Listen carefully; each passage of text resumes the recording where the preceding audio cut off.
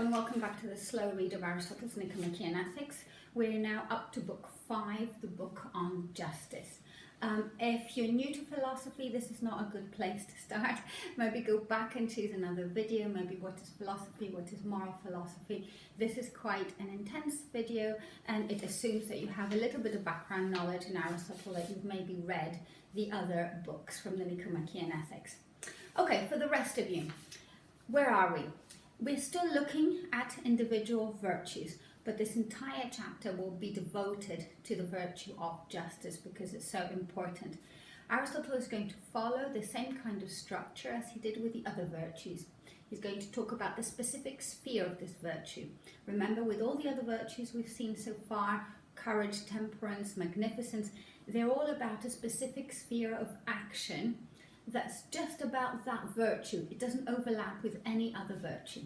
He's also going to talk about the mean and what does it mean to act in accordance with the doctrine of the mean with respect to this virtue, and the vices of excess and deficiency.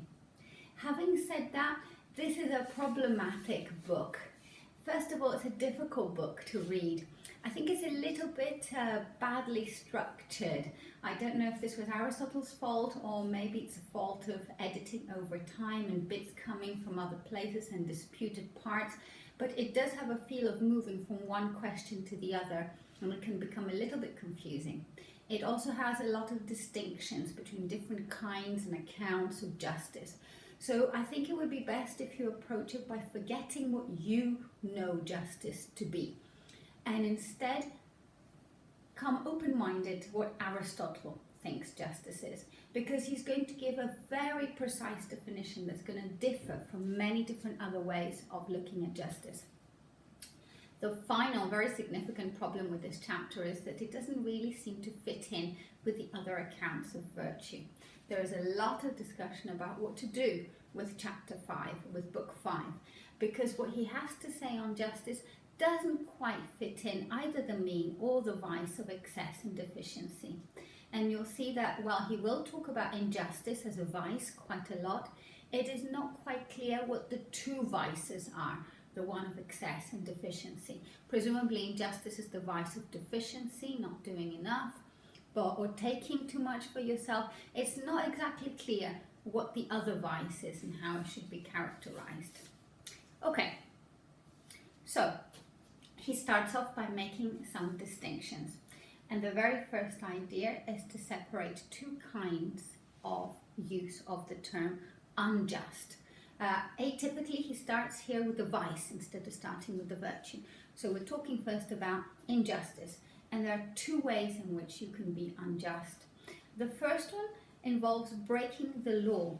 And here by the law, he means a kind of idealized version of the law which coincides with justice. We're going to say a lot more about this in what's coming up. So that's only one type of injustice, breaking the law. And the other one is acting unfairly by either taking too much or taking of the wrong kinds of things. Now, when he talks here about a link between justice and the law, he has an understanding of the law's purposes as fulfilling the aims of a political group. Remember, he thinks of us as political animals, animals who live together and whose purpose in living together is to lead a fulfilling life, a eudaimon life. So this is what he means here. So it's quite an idealized conception of how we live together, an idealized conception of the law tied to justice. So he means rightly enacted laws, not just any laws, because obviously some laws may be a perversion of justice. Okay. So as expected, justice is going to be a complete virtue that involves the exercise of the virtue. But he notices that justice is the kind of virtue that's always exercised in relation to somebody else. You cannot be just by yourself. It's a relational type of virtue. And unjust acts are the ones that the vicious profits from. How? He spends a bit of time on injustice now. Injustice is a specific wickedness and it has to do with taking more than one's share. This is going to be crucial. This is a very narrow definition of injustice. It's about being wickedly motivated to benefit yourself more than you should. There are a lot of places and a lot of situations where we benefit ourselves in many different ways. So if you're adulterous, you take somebody else's partner and you take the promise of monogamy from your partner. And that is a general sense of injustice involved in this. When you're being adulterous, you are in a sense also being unjust towards your partner and towards the person you're having an affair with. When you're being cowardly, for example, you're being unjust towards your comrades in battle because you run away and you leave them all alone, facing greater danger by themselves. So there is a sense of injustice that runs through a variety of different other vices, but this is not what he means here. Injustice as a specific vice, as discussed in Book 5, has to do with taking more than your share. So already we have many different conceptions of injustice. We have injustice as going against the just laws. We have a general injustice that underlies all virtues, and we have the particular injustice, the one that has to do with taking more than your share.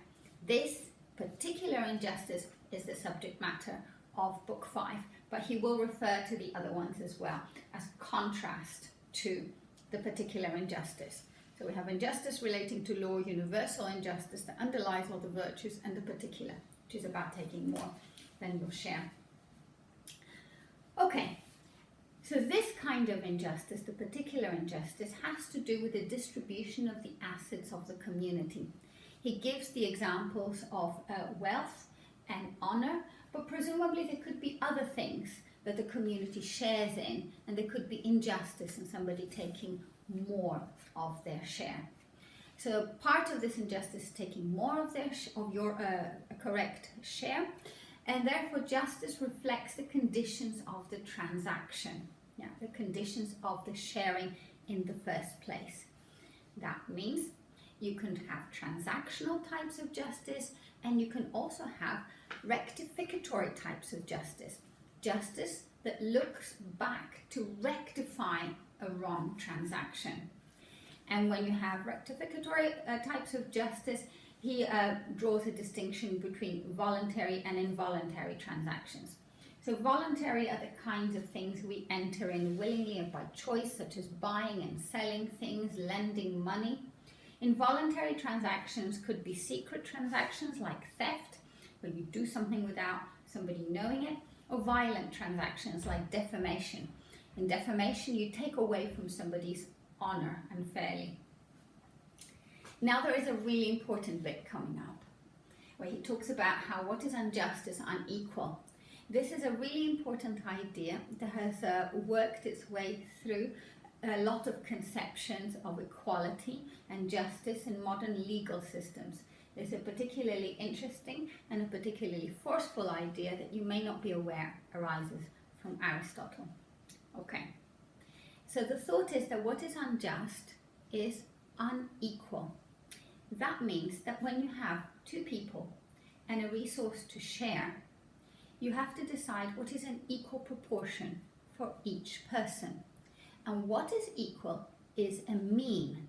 That means it's relative to the person and to the situation. Okay, so if the share is going to be a mean, it's going to differ. Yeah?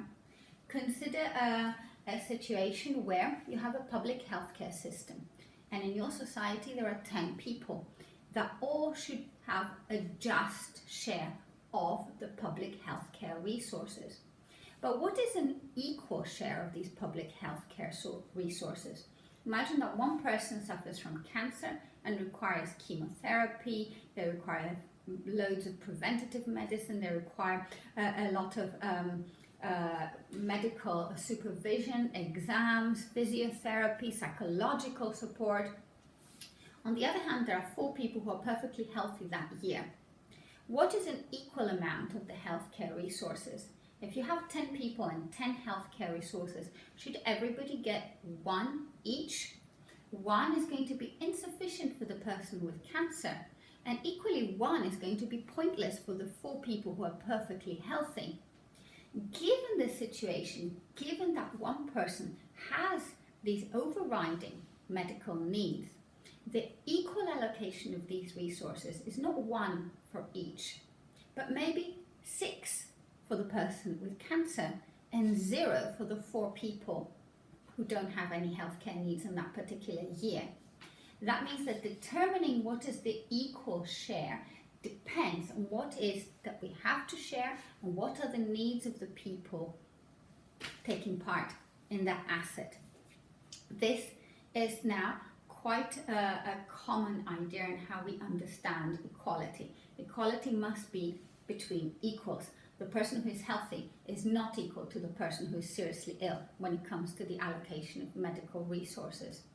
So a just distribution has to take into account what is being distributed with respect to what is being distributed, and what does it mean to say that this is an equal share under these circumstances. This might be a complicated thing to determine. In healthcare resources, it's not easy to always say whether a cosmetic need should count as much as a medical need. What is the importance of an emotional, psychological need as opposed to a physiological need? All these things can be quite complicated. But the important bit is that what counts as equal would depend on the activity. Take, for example, the activity of grading philosophy essays.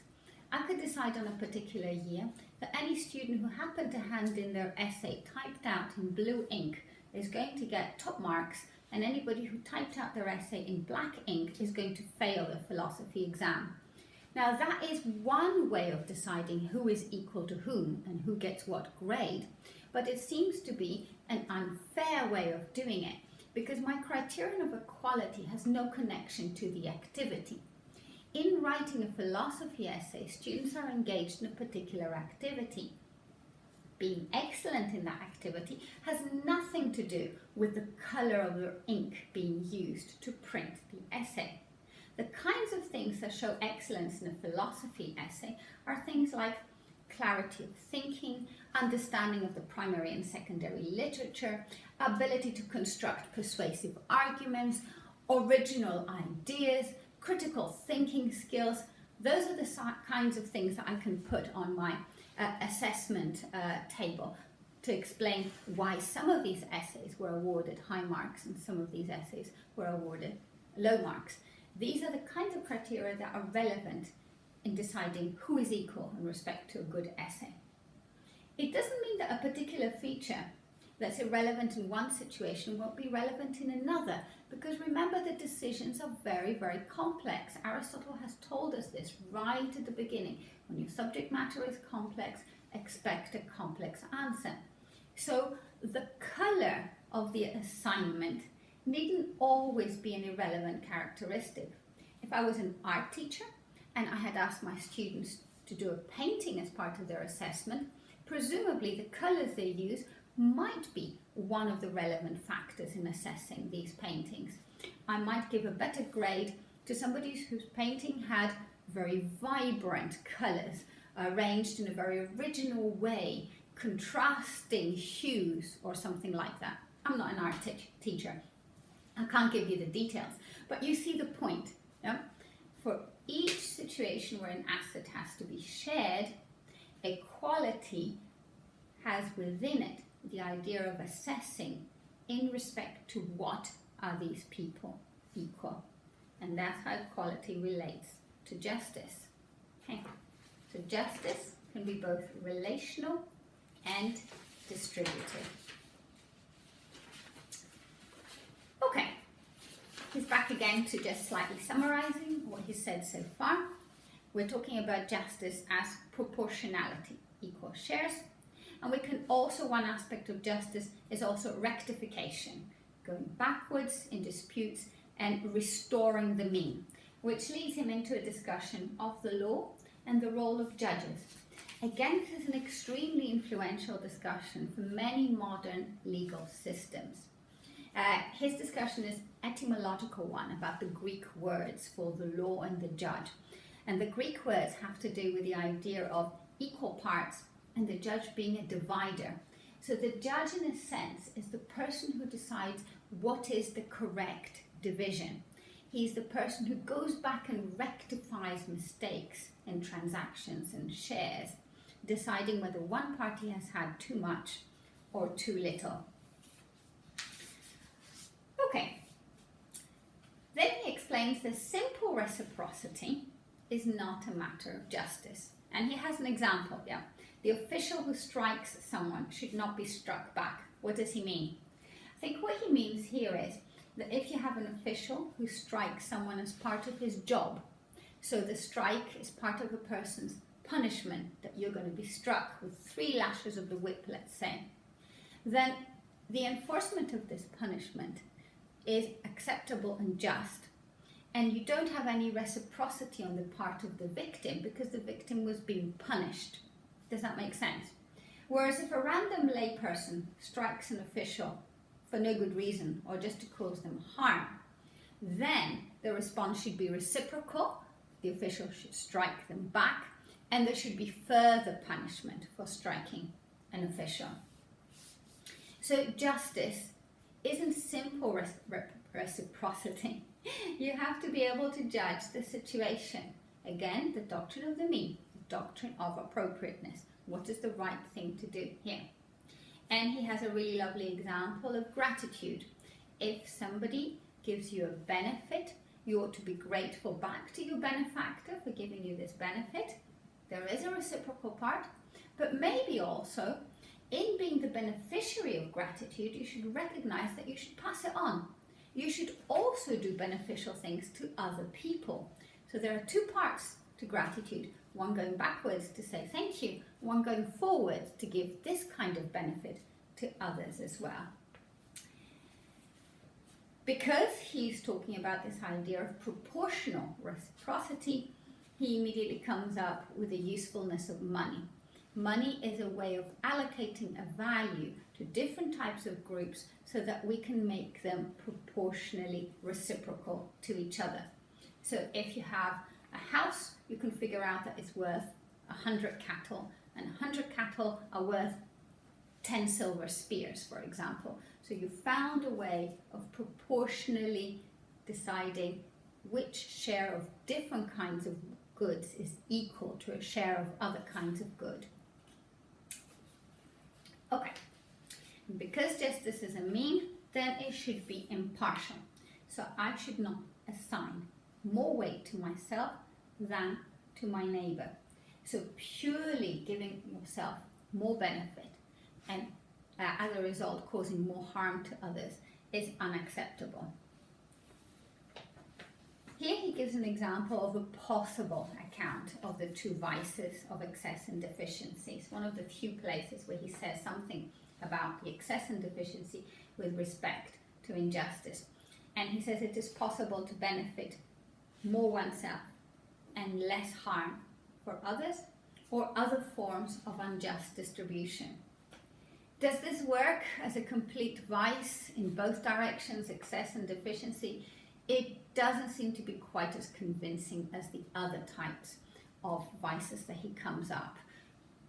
Courage, cowardice and rashness seems to work a lot better than this kind of account. Even in cases where you have distribution, like the distribution of wealth and liberality and magnificence, it makes more sense to have a vice of deficiency and a vice of excess. With justice, it's slightly unclear, and he doesn't say enough here to really support the position. Okay, now he goes back to political justice. To remember at the beginning, we said there's another kind of justice. This is the political one. This comes about because we all live together and because we have a requirement for the law to uphold this kind of justice. And the principles of the law are supposed to uphold justice, and at the same time, the ruler as well is supposed to uphold justice. And the only reward that the ruler has for upholding justice are things like honor and dignity rather than money. So this is quite, again, an ideal account of politics. There is a tiny little interlude about yet another type of justice. This is justice between unequals. I think up until now he has assumed that the 2 people that justice is involved with are equal. They're on the same footing. But now he considers the possibility of a master with his slave and a father with his child. These are people in unequal conditions, Therefore, what counts as justice in these kinds of relations will be different than what counts as justice between equals. So if you have a father thinking about just behavior towards his child, it could be that quite a paternalistic approach is justified because the father should look after the best interests of the child. Let's say, for example. Okay, he does mention natural justice, which is available everywhere, and legal justice, which can take different forms. So he acknowledges that in some laws there might be varying penalties for the same crime that have been established by convention in different types of communities. Back to justice again as the particular virtue discussed in this chapter. I told you he moves from one conception to the other. It can be a little bit confusing and a little bit tiring in this chapter. But now we're back to justice as distribution, and it is connected to the voluntary. This is like all virtues. Remember, he has told us that the virtues are chosen, they're chosen knowingly, and they're chosen for their own sake. Similarly, justice is within the agent's power and is chosen knowingly. So that means that a variety of things can be excused because they don't meet these conditions. Yeah? If another person takes my hand and hits you, the fault lies with the other person. That agent is the originator of the act. It wasn't my fault, even though it was my hand, because he simply used my hand as a means, but I didn't choose to do it. If I hit a man, not knowing he's my father, I'm not responsible for hitting my father. I'm only responsible for hitting a man, not for the greater crime of hitting my father, because I didn't know he was my father. There is ignorance here. Also, there's limited praise or no praise at all, possibly, for doing the right thing unwillingly and through fear. The right thing should be done because one recognizes it is the right thing. It's not because there is a punishment that's quite scary in the background. And then he comes up with a number of distinctions that you will find in many legal systems nowadays, and ways of accounting for people's acts and making the law more sensitive to the particulars of situations. When somebody acts in ignorance, then we call this a mistake. It's not a voluntary act, it's a mistaken act. When something happens contrary to reasonable expectations, it's a misadventure.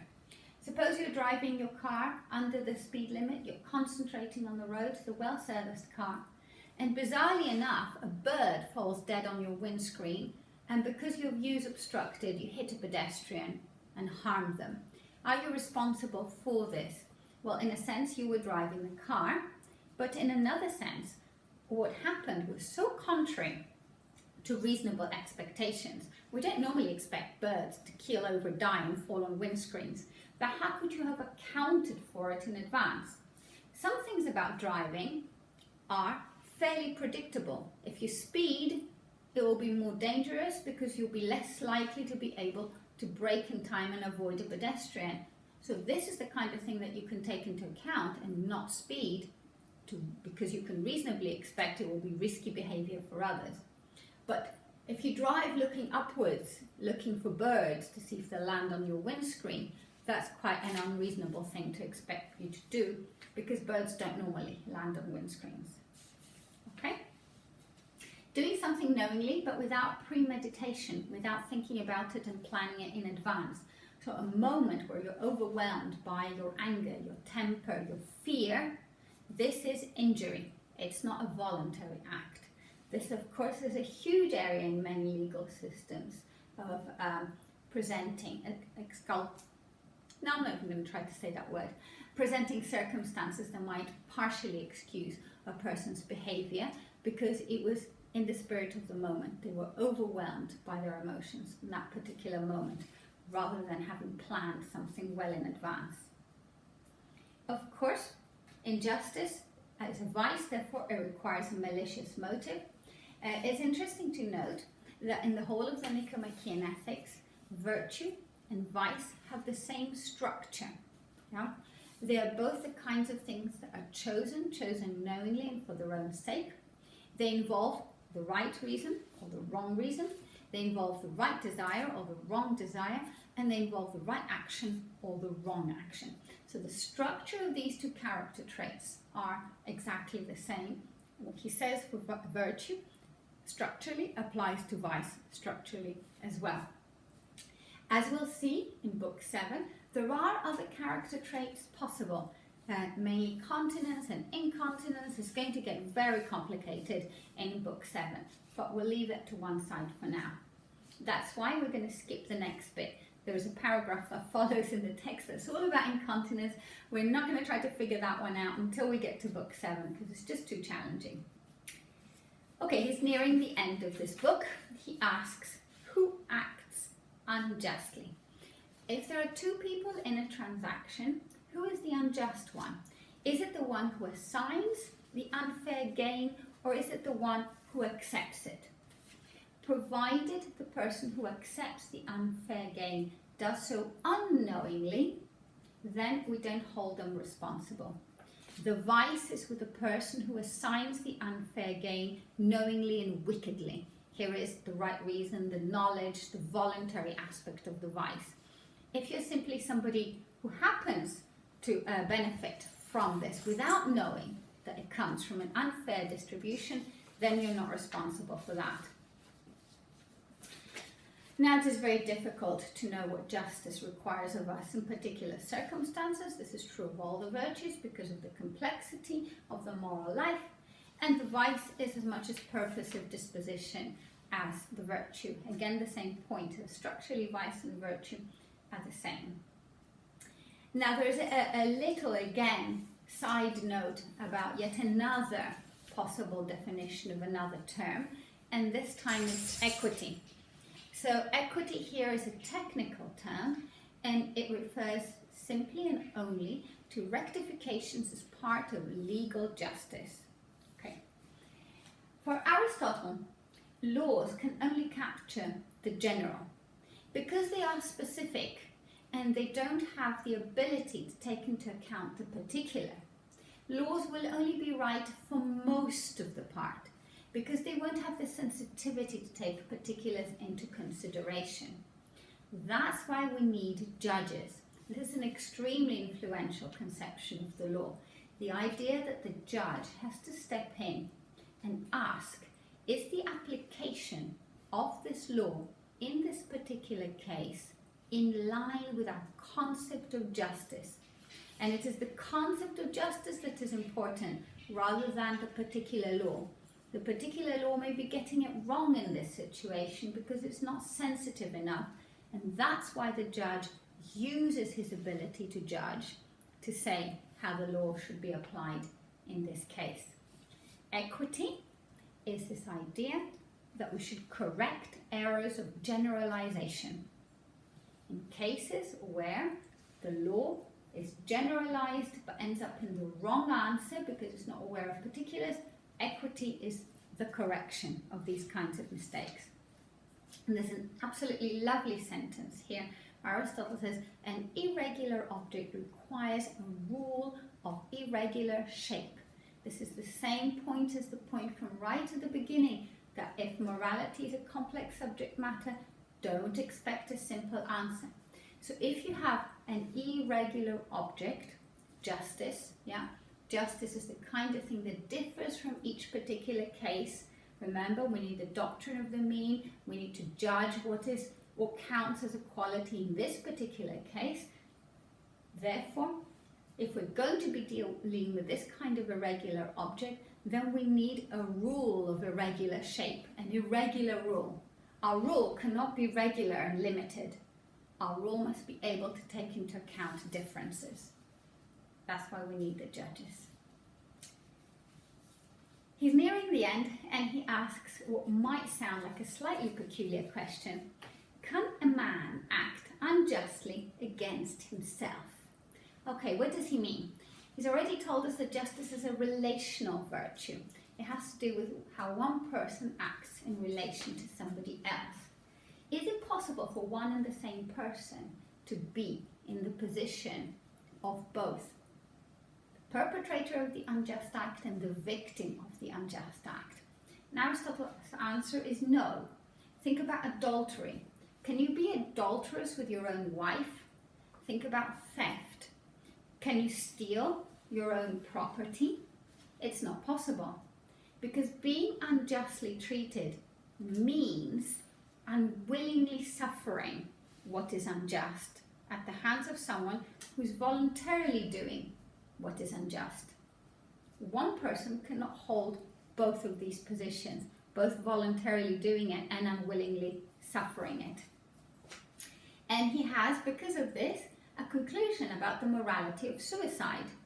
Suicide is a harm you do to yourself. It's not possible because you can't perform an injustice on yourself. Therefore, suicide is a harm you do to society. The fact that you take away yourself and your contributions from the community is the reason why suicide is harmful, is an injustice. Okay. Acting unjustly is worse than being treated unjustly because it involves vice. He's told us this already. And he finally finishes with a slight mention of Plato. For those of you who are unfamiliar with Plato, Plato has a distinction between the three parts of the soul. So Aristotle here makes a concession that it is possible to metaphorically be unjust against yourself if parts of your soul are unjust against other parts. So maybe your reason is unjust towards your desires, something like that. But he doesn't say a lot about this. I think this is just a nod back to Plato. Okay, that's the end of book 5. Book 6, we're going to look at intellectual virtues. So far we've been looking at moral virtues, which has been the majority of the Nicomachean Ethics, but now there's a chapter on intellectual virtues. Remember, moral virtues are the ones we learn through habituation, that means through practice. He's told us this back in book 2 or 3, I don't remember off the top of my head. Must have been the beginning of book 2, I think. Whereas the intellectual virtues are the ones we learn from instruction, and we'll find out what these are next time.